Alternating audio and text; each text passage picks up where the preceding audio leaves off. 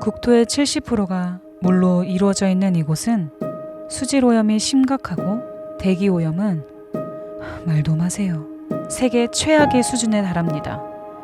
수도와 배수시설이 제대로 갖춰지지 않아 우기 때마다 홍수가 반복됩니다.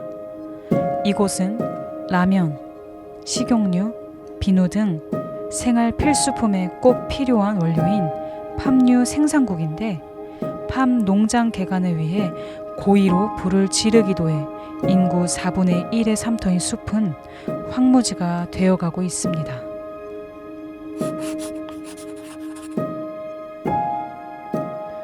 이곳은 빈부격차를 두 눈으로 확인할 수 있습니다. 밤에는 높은 빌딩과 눈부신 야경이 눈에 띄지만 낮에는 그 높은 빌딩들 아래 흙탕물과 빈민촌도 함께 볼 수 있습니다.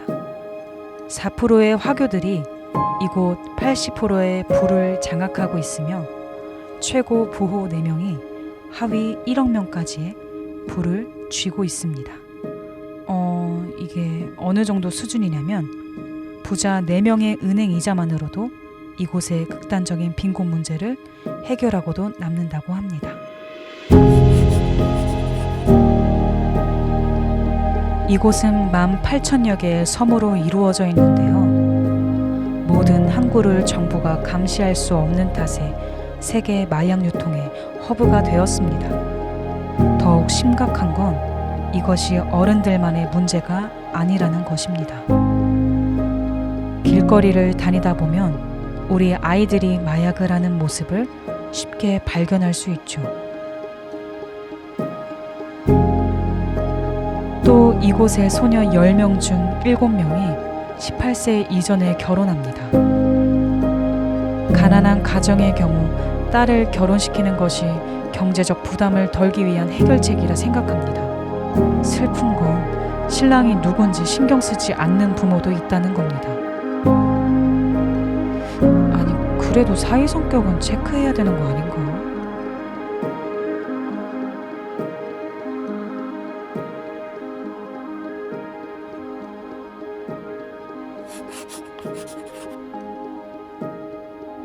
이곳은 국가가 인정한 6개의 공식 종교 중 하나를 반드시 따르고 이를 자신의 주민등록증에 기재하는 독특한 나라입니다. 이곳에서 종교가 없으면 신을 부정하는 공산주의자로 몰릴 수 있습니다. 과거 독재자였던 수하르토 대통령은 경제 발전이란 명목하에 공산당 사냥을 하며 대학살이라는 비극의 역사를 남겼습니다. 그때 철저한 억압이 지금도 이곳을 억누르고 있는 것 같죠? 6개의 종교 중 이슬람교가 87%의 가장 많은 비율을 차지하고 있으며 이곳의 이슬람 신자의 수는 세계에서 가장 많습니다. 7%의 기독교인들은 자유롭게 예배를 드릴 수는 있지만 압도적인 수의 무슬림 세력에 밀려 정치적, 사회적 영향력을 발휘하지 못하고 급진적 무슬림의 공격으로 교회 공동체 안에 두려움이 있는 현실입니다. 그럼 우리는 왜 이곳으로 선교를 가야 할까요? 이곳 인도네시아는 열악해 보이지만 성장 가능성이 무한합니다. 다도국가라는 지리적 특성과 기후적 환경 덕분에 향신료 산업 전망이 밝고 중국에 이어 세계 2위 수산물 생산국입니다. 또한 정부에서 천연가스를 사용하는 대중교통을 개발하고 녹지 공간을 확대하며 지속가능한 팜유를 위한 비영리 단체를 구성하는 등등 환경을 회복하기 위해 힘쓰고 있습니다. 이곳 인도네시아는 가난해 보이지만 거대한 잠재적 소비 시장입니다.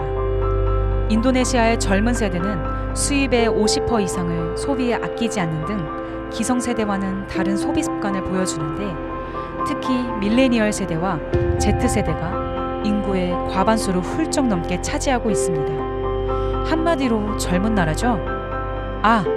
인도네시아의 GDP는 아시아 5위로 4위인 우리나라를 바짝 뒤쫓고 있습니다. 이곳 인도네시아는 위태로워 보이지만 변화하고 있습니다. 2019년 조혼 풍습을 뿌리 뽑기 위해 여성의 결혼 가능 나이를 16세에서 19세로 상향하는 법안을 통과시켰습니다. 게다가 50년 만에 처음으로 복음주의 기독교인을 경찰청장으로 임명했습니다. 개신교 신자 리스요는 이슬람 단체의 반대에도 불구하고 만장일치로 통과된 유일한 후보이기도 합니다. 이곳 인도네시아는 편중되어 있지만 희망은 있습니다. 바라보고 있는 신이 많은 곳이지만 유일한 신이신 예수님의 복음이 그곳 가운데 흘러가고 있기 때문입니다.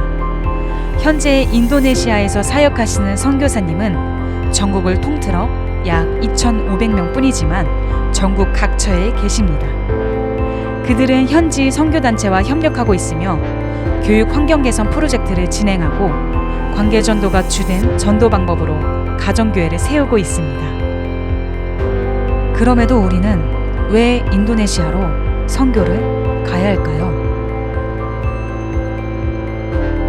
어둡지만 밝은 양면성을 가진 이곳 인도네시아. 인도네시아는 어두움 가운데 생명의 빛이 존재합니다. 그렇기에 우리가 생각하는 것보다 매우 밝습니다.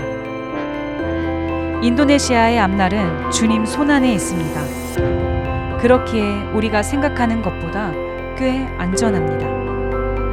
우리가 선교를 가는 이유, 수많은 이유가 있겠지만 우리가 인도네시아를 갈 수밖에 없는 가장 큰 이유. 그들이 길을 가고 있는데 어떤 사람이 예수께 말하였다. 나는 선생님이 가시는 곳이면 어디든지 따라가겠습니다. 그 이유는 우리 주님이 먼저 가셨기 때문입니다. 우리는 주님이 가시는 곳이면 어디든지 따라가겠습니다. 인도네시아를 위한 기도, 그것이 따라감의 시작입니다. 당신의 기도가 함께함의 시작입니다.